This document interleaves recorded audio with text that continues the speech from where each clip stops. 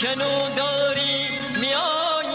و اسب چارنان میای دستینه آسمان میای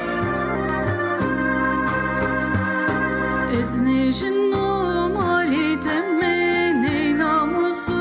کالی تمه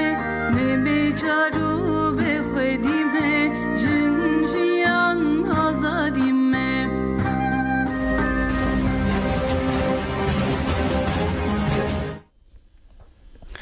شرا دو دنگی گل دماشکو دارین هجا ایرو 14 آذر 2024 اینه ام به برنامه گنو یا اکتوال جن بورنه بله سبا دو سبا سال وگرا کیمیا بارانا حلبچه سو 4 سال دسر درواز و ده انجام ده بده هزاران کس بونا قربانی گله کرد خوش بوهل بجاردن و نوروز آزادی ره برا پوجی آماده دی که تویریشن دولت حاضر خلق شنگالی لقام پنگری دای پده که لبهدینانه بجه بونه بری خود دن شنگالی به هفته جی بسدان کس لشنگالی بجه بون و گریان جه وارین خوا لالی دنجی ترافیکی که نوبر دولت حاضر و پده که عراقی ده پیک هات دخوازن ایریشه که نو قرکرنه که نو باشو کردستان بدن دست بگیرن امید برنامه خود البته کیمیا باران حلبچه و باندوره و حتی روژا ایرو دوام دیگه و گرگل آج بوشنگاله پلانا قرکرنیا لسر باشو کردستان نوروز و خباتین هل بجارتنا خوجی یا سویه کی آداره بکن روژف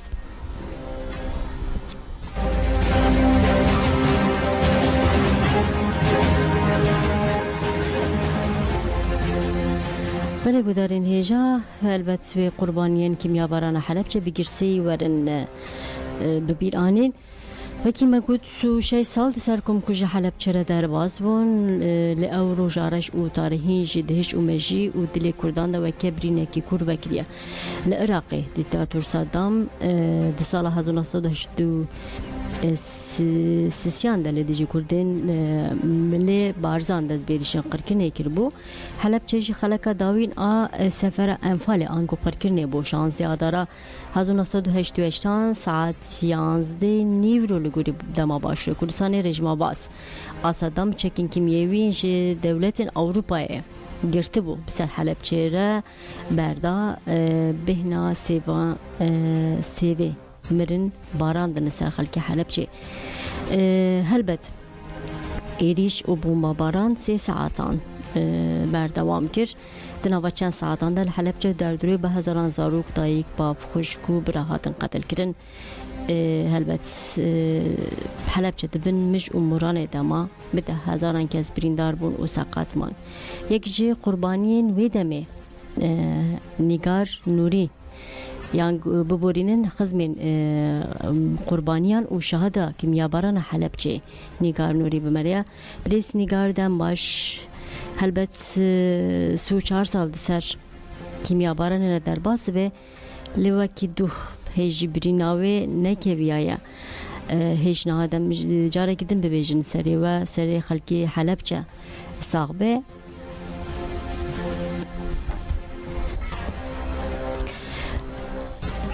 بريز نيگار دنگی تیوا بله من جمله دنگی تیوا بله جاره کدن سری و خلقی حلبچه سری گلی کرد حمویان صاغبه بل به سوشه سال سر کیمیا وارن را در باز بوله بله برینا و وکی ای روژی دوام دیگه بطایبتی هلبت ویل حلبچه بیرانین چه ببن بلهم دخوازن هنکی جواب بپرسن او کیمیا باران او ایریشین داگیر کریه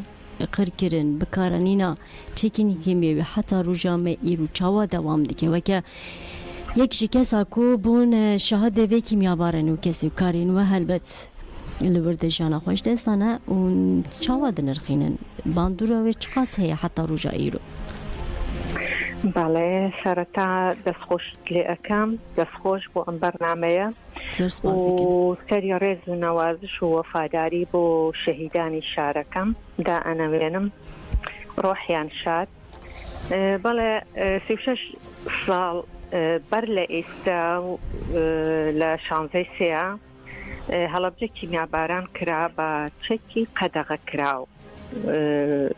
كشنها نوع بون نوعي سوتينار نوعي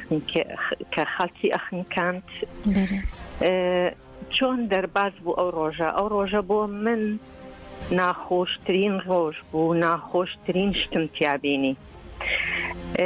من ئەو ڕۆژە دایکە ئازیزەکەم کە هەڵەبجە بوو سووتێنرا و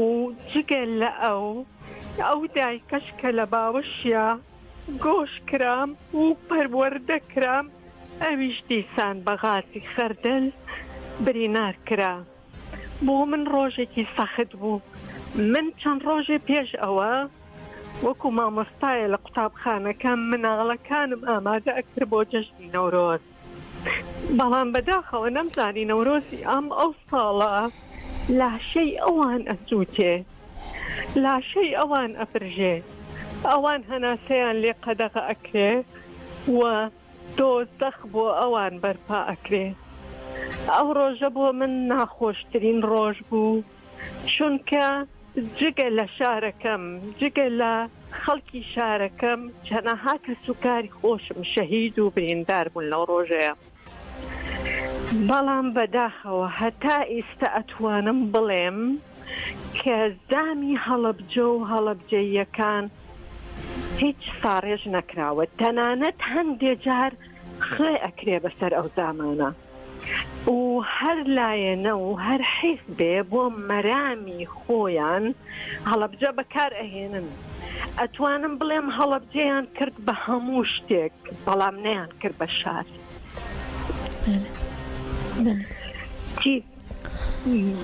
و من ئێستا کاتێک کە ئەگەڕێم و سەردانی هەڵەبجەکەم ئەوەندەی تر برینارە بم خۆ لە شانزەی سیا هەڵەبجە سووتێنرا بەڵام کارەساتەکان هەتا ئەمڕۆ کارەساتی کیمیابارانی هەڵەبجە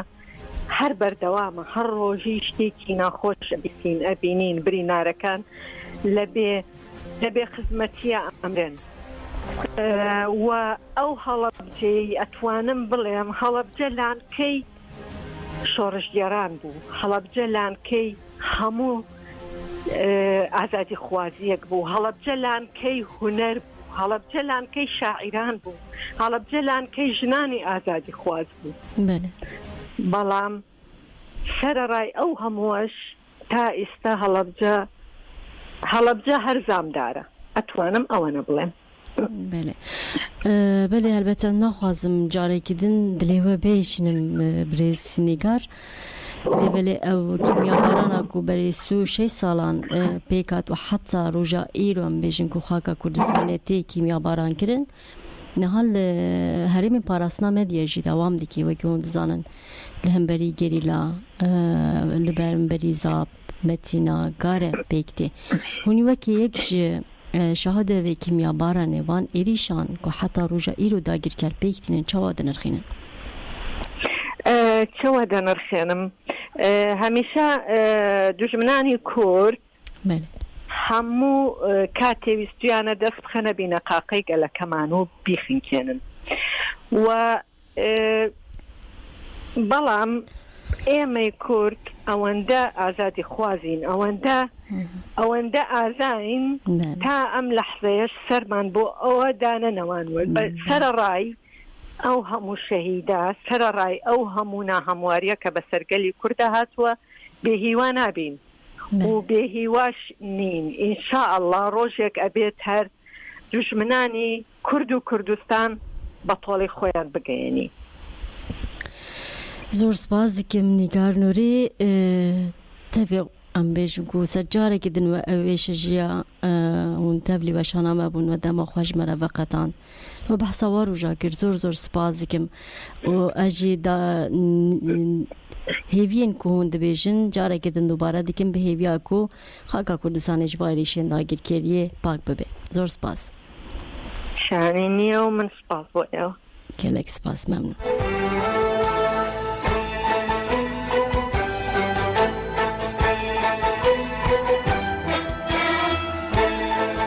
بەڵێ گودەرن هێژە هەلبەت یعنی چالاکین کو ji bo bîranîna kesên ku bijiyana xweş destane ایریشا کیمیاوی ده و دهمان دمیده جبو بیرانینا وان کسان و ای سال ساعت دهه دل گورستان شهیدان على حلب چه بیرانیم پیک بین آمده کاری تی گوتن کو بداوی بونه ساعت 11 و نیوه و پیشی و کس و کارن شهیدانو برپرسین اداری پیامه خواب بدن پاش ساعت 11 و نیوه باشور کردستان دماوشی و میوان در وحات نپیامه خواب بدن پاششی لزانینگه حلب چه پانل و خباتین چاندی و ورن دار قستن امی هلبت وکی رادیو دنگل برای خواب بدن هرمه پیامه کو درگتن پیش بطایبتی پیامه کسو کارم بواره پار و بکن هلبت یک جلو جوین میدنشی هند زانن آمده کاری نوروزا آزادیا ربرا بویه کو بطایبت ایسال گرینگه که گلک مزنددن نوروزا لآمده و بردان öztürk دونجار بکرهان چیدم کلوچ گنوچار لسر ناوه سازو دزگه هنگلی کرد باخبن هنرمند امل ماتولاتی میکایل اسلان فرهاد آرهات فراش علی پور و خزل مصطفی و بیشتر ببین نه یک جندما کمیته آمده کار آن نوروز آمده نصیبه uygun بمریه رزدار نصیبه دنباشم خیراتن وشانم دنباش سابن سپاس بله ما آگاهی کوکتن دستیم البته ما گوهدارین خواره بحث کرد لبله بطایبتی نوروزا پار البته خودی گرینگه که مازم بوله یا ای سال بطایبت به دروشما جبوره براپو آزادی جبرسکری کارکرد را چاره سری سیاسی جبربی و که نوروز آزادیا ربر عبدالله جلان تیپی ناسه کرن هون چی ده بیشن آمده کاریا و دیکی جان آستی ده بطایبتی نوروزا ای سال هون دخوازن پیامه که چاوا بدن بله براستی واجبک آنی زمان و دم هشیارا نوروز رب دم آزادی فیزیکی ربرا پایه به فراست دست بکر یعنی وقتا نوروز جبو گله کرد جبو روزلاتان نوین جبو گله دنیای پرجی گرینگه لی ایسال هر سال بهتر ایسال نوروز وقتا که daha beter green daya sarfa ایسال دم آزادی دم رابع سرهلدانیه جبهه یکی آماده کاری مل و داره گله کی قشت دومن ایرو جبه آمده پایتخت کردستان و چاوه دنیای تبدیل سره تابع چاوه گله کردی سری ده چاوه گله کرد سری ده ایرو ویلسی جیا امبیجن دسپیکا و امبیجن آگر بیوختن لسی باجارا آگری نوروزی و ایرو ستارتاوی بیدارن یک جوانا امبیجن پایتخت آمده لسوره و آگری بیوختن آگری نوروزی ستارت ولی رولور بیدارن یک جیجی لإزمیر قدیفه قلایه یک جیبو امبیجن امدکارم بیجن لباجاره کوای هر دم مظلوم دوها دپیه ایرو ستارتاوی و بیدان و جنها دو دست ببگه آگری نوروزی افچار روژه لکومک تاخا و نافچا بید که لی آگری ستارتی ایرو و دست ببگه بریز نصیبه بطایبتی دخوازم یا آمده دهونه نکی آگاهی بدن مجبر هر نوروزه که در چاول آمده یا گلو ایرو یعنی ای سال آمده کاری و دیکی جاناسی ده میوان هاتنه و خواندن جبوش در و بشتری چه ببین بطایبتی وی نوروزه ده و چی پیام وارن دانینن خوازن نکی جواب بیسن یعنی لعالیه هر داره و میوان ده مج هر داره وارن شهر چهار پرچه کردستان و میوان تبلیغ ببین و جا اروپای میوان وارن جیگلک مالباتی و تبلیغ ببین اما در کاری ما بی هاویه دیسا جبو کی نوروز و کند زمان جبو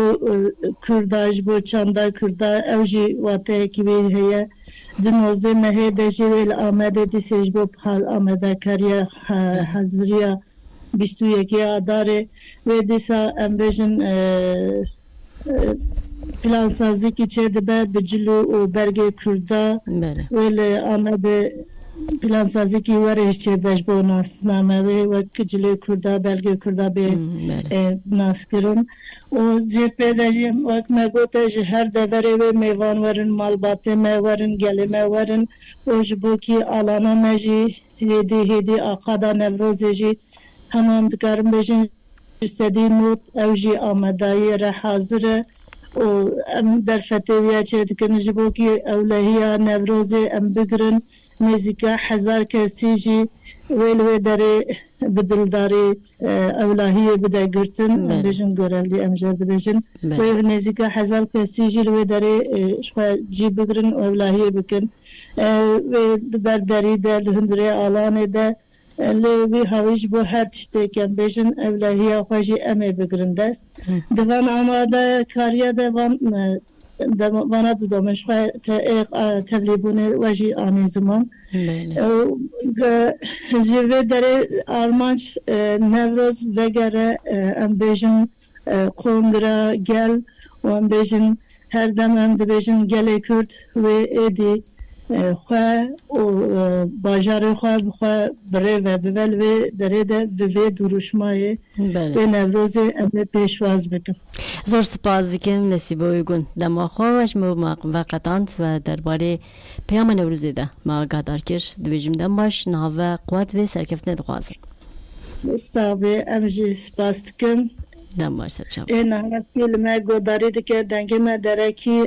سلاوی خوشوان ده بیجن اید نهان بیجن دقادا برخودانه ده لوی داره برخودن این ها دیرو لقادا بیشتر لگرتیگه ها دبر روزیا برچیبونه در جدی گرن ایران بیشتر دایکی میل عدالت نوبت در جدی گرن دیسام جوان رجی سلاف دکن کی لبه داره بانگ دکن نگله خواه هر کس لقادا نوروزه ولخواه و اراده خواه خودی درکبه جبو ما بشتر کر جبو کی و ما گلداری کن ام دیسا و سلاف دکن سپاس کن ام سپاس دکن گلک سپاس دکن هربی گلک سپاس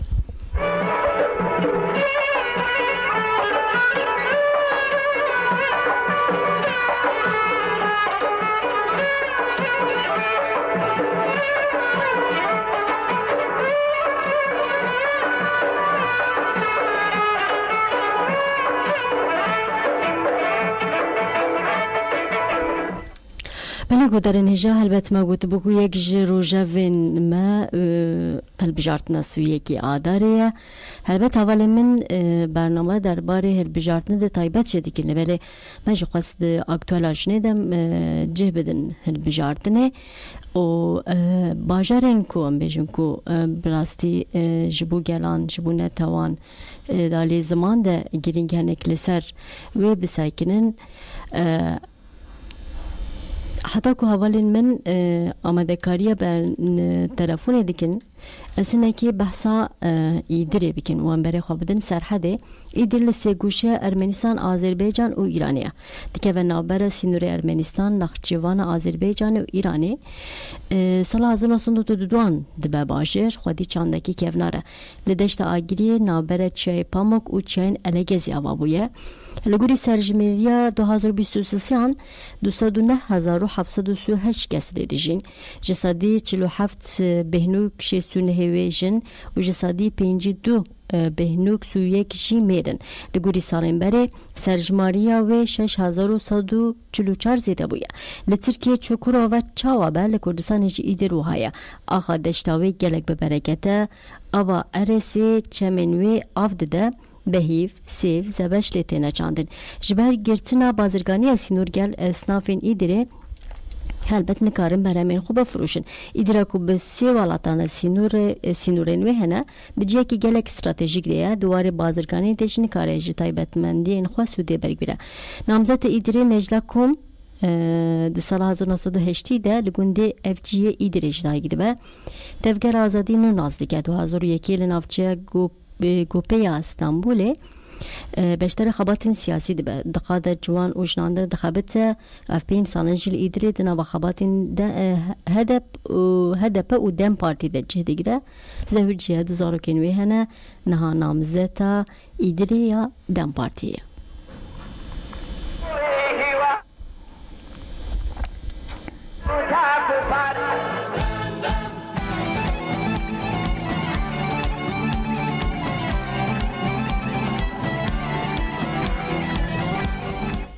بله هاي بالا من بيجي حتىكم خادجين نامزت نجلاكم أمبارح خبلن باشو كردستانه أفشان روجه البت أم بحثات ترافيكا دنابرا دولتا ترك بدك بو راقي ديكن هري داويجي وزير كاري دربي دولتا ترك هاكان فيدان لقال أم بيجو كو بدك و هم بیشتر کارای دارن عراقی ده هفدیتنه یک پیکانی البته گلک عالی و هفدیتنه و کی مترسیدار بناب دیکن و ده همان دم دیجوا که آماده کاریا ایریشه کی نوی قرکرن ای برفره دیجی باشه کردستان دیجی هریم پاراسنامه دیا بناب دیکن راستی اف دیپلماسی هفدیتن تیچن واتی ام بیشتر کو مترسیه که چاوا هیا جبو کم هنه که بنرخینن سمیر سایت روزنامه‌وانج باشه کردستانش باجر سلیمانی بمره ام هنه که دوی درباری ده هم نریناوی بگیرن و دهمان دمیده خلک باشه کردستانه جواکا باشه کردستانه و وان هفدیتنان چاوا دنرخینن هفدیتن تیچواتی مترسیه که چاوا و بخوره بینه و جویشون دجی هلبت بیشون کو گرکه لبرانبری ایلیشن داگیر کریته بگرکه چاوا وره آوا کرن اما هنکی پیرا گوتو بیش بکن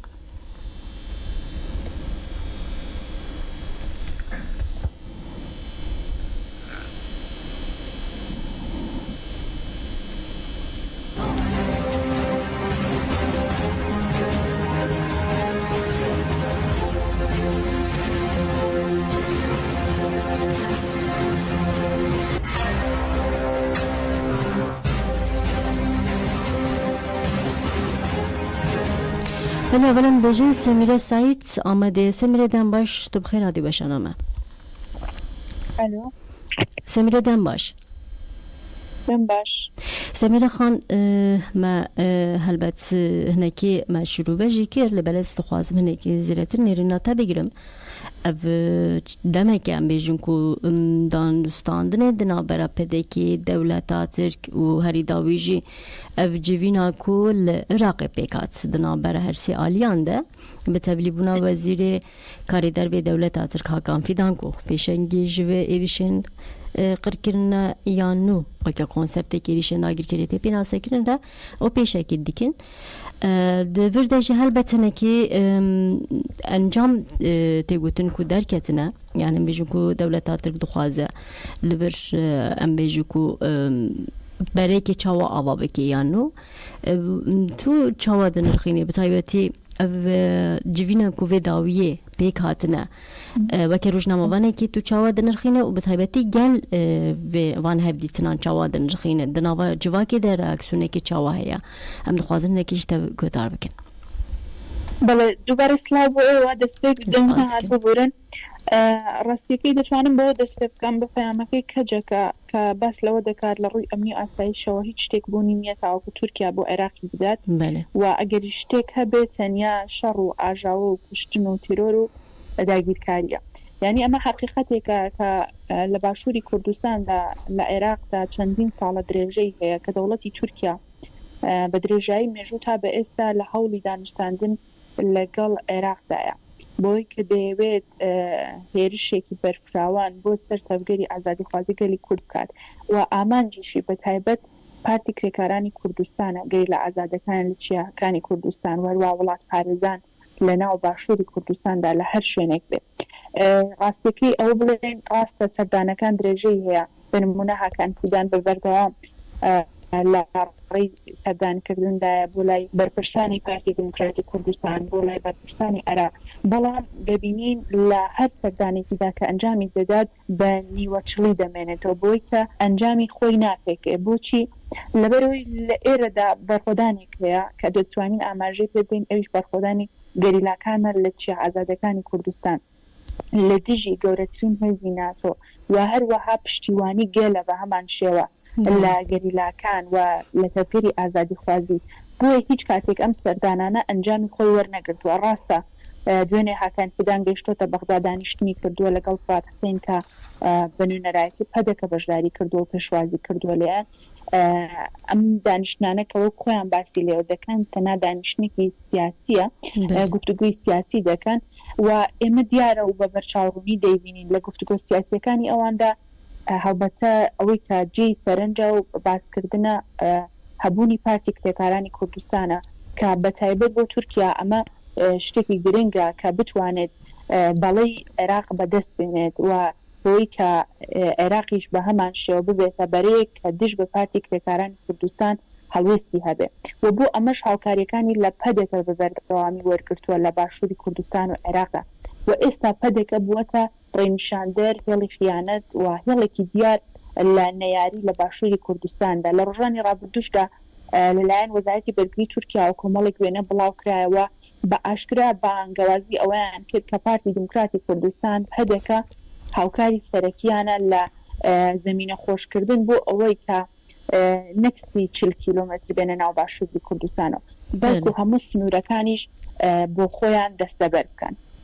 یا باڵکیش ئەوە سەمیرە زام تو چ دەبێژی یعنی ئەم بێژوو و پێکێکە تەفگەرێکی کووردە لە خاکە باشووری کوردستانی گەریلایوێ لە دژی ێریشێن داگیرکاریە ئەم بێژی و هەم لە ڕۆژاوە شاردێکی هەم لە باکووری کوردستانی هەم لە باشوور لەبەلێ دەولەتا ترکەم بێژن و دەولەتێکی داگیرکەرە هێزاخواانیە باشووری کوردستانی داگیر کردە یعنی دویالیدە تشتێکی باڵکەش نینە و تەفگەرێکی داگیرکەر هاتیە و لە بەرامبەری تەفگەرێکی و ئایدی کوردستانیە تەفگەرێک یان بێژ و نیقاشێک وها دەدێ هاواکردن ئەبدە ناوە گەلتە چاوەتی نرخاندن گەل چ دەبێژێ جوواک چ دەبێژێ هەلوەستێکی وان چاوە هەیە جوواک هەمیشە لە باشووری کوردستاندا دیار بووە کە لەبەرەوەی لە مێژووە تا بە ئێستا کە ئێمە نزیکی شەبینەوە لە کۆمەڵکوژی و کیمەناوەرانی هەڵەبجە دیار بووە کە هەمیشە لە قڕکردندا بووە لە کۆمەڵکوژیدا بووە لە ئەنفالدا بووە لە زەحمەتیدا بووە. باشووری کوردستان خەڵکەکەی ئێمە ناکرێت بە پێی میدیاکانی پەدەکە بڕوانینە خەڵکی باشووری کوردستان بەڵکو بە پێچەوانەوە باشووری کوردستان و جوواکی باشووری کوردستان هەڵوێستێکی یەکگرتوویان هەیە بەڵام بەداخەوە لێرەدا ئەوەندە لەلایەنی سیاسەتی دەسەڵاتداری و سەرمایه‌داری حکوومەتی هەرێمی کوردستانەوە چاوسێنراونەتەوە و سیاسەتی برسیکردن لە ناویاندا بەڕێوە دەچێت دوایان کردووە کە هەرکەس بێدەنگ بێت لەم ئاستەدا هەرکەس بەری خۆ بداتە ئەوروپا هەرکەس بێدەنگی هەڵبژێرێت بەڵام ئێمە دەبینین لە هەڵوێستەکانیاندا لە پشتیوانیەکانیان بۆ گەری لە ئازادەکانی کوردستان لەوەی کە ئێستا لە باشووری کوردستان بەدەیان ماڵبات هەیە کە منداڵەکانیان لە ناو ڕیزەکانی پەکێکەدا جێگا دەگرن و هەروەها منداڵی شەهیدیان هەیە ئەمە بۆ خۆی بەڵگەیەکی سەرەکیە بۆی کە گەلی باشووری کوردستان پشتیوانی سەرەکی پەکێک هەیە و هەر بڕیارێک کە لەلایەن عێراقەوە بدرێت لەلایەن پەدێکەوە بدرێت لە دژی تەفگەری ئازادی خوازی ئەوان هەڵوێستی جدیان دەبێت. زۆر سپاس دەکەم هەلبەتەن بێژە ببێژن سەمیرە بژێاتە ئەو ئێریشێن داگیرکاریە و ئەم بێژن و هەبدیتنێک و پێکتێنجی تام دە ساڵ بەگەرە ئەم بێژن سوهشەی ساڵیە ئەمفالی دە پێکتێن ئەبژی گەلەکی ئەم بێژ و باڵ دکشینێ هەلبەت ئێریشێن داگیرکاری بەگەری دای زۆر سپاس دەکەم ji بۆ تەڤلبووناتە ji بۆ نرخاندنێتە دەبێژم دەم باش سەرچاوێ من دەم باش.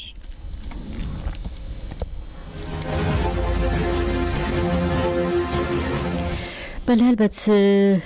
دوان هەفدیتنای دیەکیش قادên ku dibe rûjev şengal bi em bêjin ku avakirina pergala xwe ya reveberiya xwe ser bal dikişîne û tevî êrîşen dagirkeriye tevî dê ku dolabên dewleta Tirk pedekê Iraqê em bêjin ku sazî bûna xwe ava dike gel برای خود جو وارن خو اندام کوردیناسیوناتا جی شمی حلقی بمریا حوال شمیدن باشته بخیراتی وشانم سپاس دکم. اول شما البته دمی که وها کم بیشن ایریشه داگیر کریه بیکتین لبله یک روزه ونوا یک روزه ونما روزه وگله کردی و اگر گل جبو شنگالیا و که کوردیناسیون تا اگر که هبه دانه لگل و هم مرا پار و بکنه باش به دوی ناو و تنه و هفته چند کس هاتن شنگاله تایبتی لکودره بجهبون روشاوان چیه پیوستی وان دیگه جانا سدتین دابین کردن اگر که هبه آگاهی لجامه هم مرا پار و بکنه. تمام. ولا بری ود روزه 10 مال کمپته هاتن بری خدانا اشنگالی اوجی آوارش ایده کردستان کا ربینا کردستانی لهما مخابنیجی او انسانی هکا ام پروتین او کتو دایتی ماترین مبلا پیداعیزه مخابن بری خدانا کردستانی هما هر الپیج من چون او ایرو او بدگرین بری خودنا آخا شنگالی از سیاست کا السرمان نشین هکا چن او هفكاري دوان او دولة ترك ودولة عراقي او الباك ودروني او اتفاق خوتين هكا نهي بهنه بين او النفخورا او جي او انساني هكا ام بروتين ام دي بروتين او خورا درباسي شنغالي بكن بله او انساني هكا الفرمانة شوين ايرونا او انساني ايرونا او فكرة وايرونا او اخا او ناخذ انسانك يقريش يخون فروش داعش يرو بكفوي اخي ده بيسروي اخي اللي يقريش باب يسروي اخي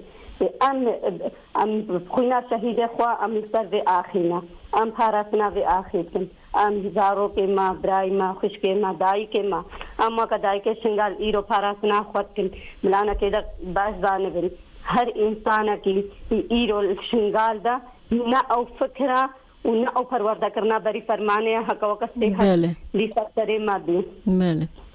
بك يعني روشا واتش يا هوال دخوازن هنا كيفيجي بجواب بيرسنا بالشمي يعني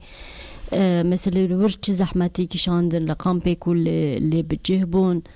دويالي داجي قاسي كواغاهي كوكات مردسي مبريان هاجي زحمتين مازين كشاندن نجبكو قاسي كوتي خواستن آليكاري جوارا نها دانين البرامبري جنان گلک تعدا هبو چه دگوتن چه جانه لوی داره روشا وی داره چیه چه آبو روشا شنگالی ولا روشا شنگالی نها گلک باش نه شنگالی جيكو قامبيكو هاتن از بحثا ملي بهدينا عليه بكم ولا ما بيرا نقاش كر ما هناك برين هاجي مالباتي کا وغرياين ما بيرا نقاش كر روشا وی داره نباشو روشا وی داره چا باشو انسان هكا انسان فروت انسان ما يزينها اختيار دوانن او اسكا ام بروتين هو مالبات ما يزيدها كانها الباشو كردستاني البن كورتلونا او جي همو اختيار دوانن اللي هما بسياسته تينا يزيدها هاد دمه هكا يزيدي وغرينا اجواري خو اخا خب خارزن و پیشاوان ازدیاگرین هرو چه دیتن مال وغريان و ایریشا که دریخن اشعالیا کی و یا الفيسبوك انا شركن يا الفلان بيبان شركن جو داتر وان اورابا او بتجريدان او نوير بن بغرنا سر اخاخو او جي سياستا انا كده خلقو عالمي ما يزبي جانبي يرو هچ دنگ ما بكا بلا جانب او تشنينا او نشنغالا بري فرمانيا او نشنغالا تكتي هش هاتيا فروتن ويرو او ازديت هكا بازاين درعن اش بيجمرغاف في هذا بيسمار قال آخر شنقال دابو يبتل قناة تقان سلاحي إزدياجي برنقو مطاراتنا وكن وهما سلاحي إزدياجي أو ربين وتلقين نتقان دن ربي السيجي هما عندي ساو ديسا ترى خو تلقاو تقان اللي هما زارو كما إزدياديسا أو جي فرمانك بو أو جي دانا كشتن لهما او جي سياسات بو لهما هيبيان ما او دايكي ما او خشكي ما او انساني حسامة بكا او الاخا خو بقري وهر تشتكي هاتا اقوتن او تشنا راستا وإيرو هر انسانة كي بري خو بدا شنغالي بخاين تيبي ام قبول ناكن اموي انساني قبول ناكن هكال دايكي شنغالي تني مايا انو او انساني هكا بخوازي بآخر شنغال وديسا دستي خوي قريش بابي جداك وخشكنا او انسان ام قبول ناكن يا انساني وسبي اخر شنقال وهذا ما هيا وام همو بسلاحة زاني ام همو التروار ذكرينا ام همو البرخوة سكنينا وهكا راسة بلا بطيارة نينما بلا سنقانة بينما لانا كده ام جي بشكش عراقي ون لي مخابن عراقي ام سروتن وام هي في داخوازي اما يا هكا دايكي ما ترسكش خور النبن وهاتي انساني اكاري بخوازي وقر يا شنغالي دريا شنغالي البري وقر يبلانا كده بطارات ناوي هايا بله زور سپاس دکم اول شمه تو تبلی باشان اما بوی هلبت جبو کارو خباتی وجه هم سرکفتنه دخوازن وی چاوه مل شنگالی به دماکو گل و گریا امیجی گو دارین خوره ببیجن زور سپاس نماش سر جواب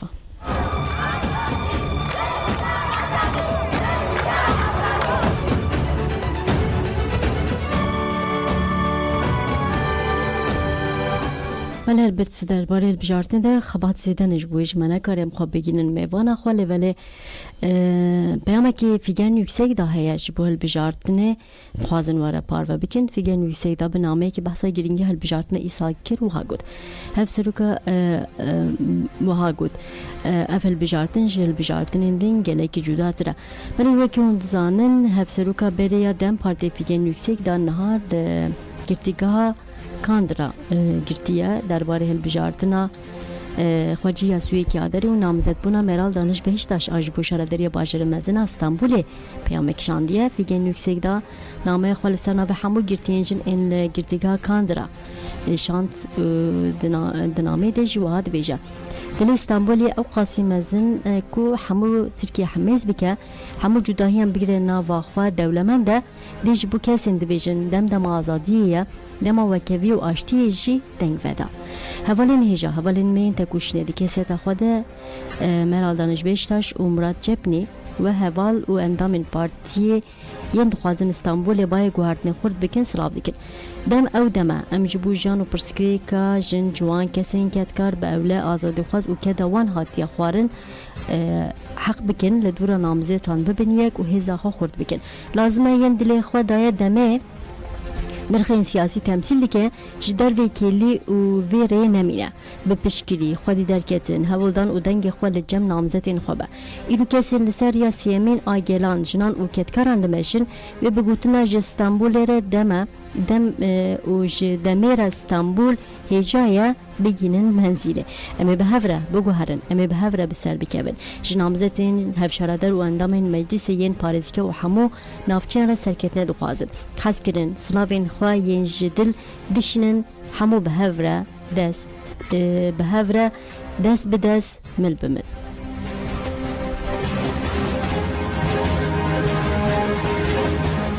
بله نوچه همه داویشی درباره خباتین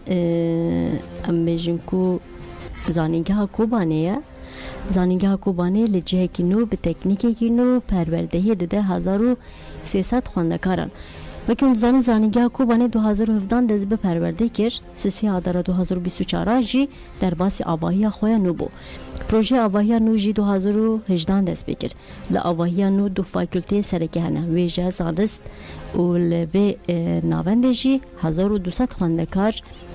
دخوینن پرورده دبینن هفسرکو زانینگی خزنه ابراهیم درباره پرورده و بشن ویج آجانس نو جنهای راقبی پله به وی نوچه جمعاتن داوی اکتوال خواه میجوکو یا نو یا وی هفته حتی برنامه که دم خاطر وطن باشه وکم زانن دم بر دا نخون خیال آمد و ما کردان تایبت ملت می کرد لسوری کتب زمانی خواب نفسینی با خمیت پی پرورده ببی پشتی شورش او خون خیالانا پیک هاتن اودی دست پیک از دبستان ما بزمان دایی که بزمان کردی ببون دبستان ما مراحل خوگی درواس کرد مرحله آمدهی سرطایی و درواسی هم بین زانینگهی بود 1017 دا ها دامزراندن شرط و مرجنه پر زحمت دابون وکم زانن به پشتی شورش و بگراندن کوبانی سر بی بازار کوبانی العرده بود یعنی پرسکریک بود که جایی که ببینید تیدا پرورده خبره خینی دست پیک یعنی بین نه وقت شرط عمر جنزانینگه هن جیانه بون ظروف نچتن دو دست بکرن لیکن بنتیل اکادمیک دا خدا بگرن و بده بشان دست بکرن بشه ویژه کردی و بش انزانستن خازایی و به چاوه دمه دوجی یعنی خواندکار پرکمون هجمار اون 35 خواندکار بود نهاجی اجمار خواندکار جی پرد بونه بشه مجی پر جا فاکولته وجد نفخدا بشن عربی وجه کردی دحوینه پیمانگاه تقنی البامه کهرباء و تقنی دحوینه محاسبه هي اداره قانون هنه بونجگی پیمانگاه دم خواندن دوان دو سال نیون و پیمانگاه بیجیشکی هی نفخدا وجی سه بشان دحوینه و 2023 دوجی بشینی فنی صیدله مته دو فکر کار ما اجماری مونو نیزی 1200 خواندکاره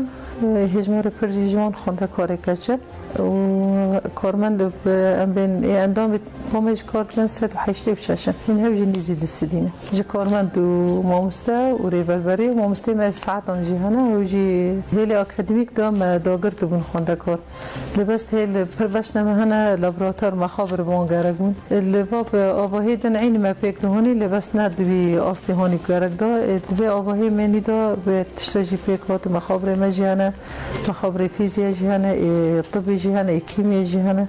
من دوی آلی دا پر حتی پروزاتی جواکی جی یعنی بندر وجی جواکی پر خونده کار خانزانن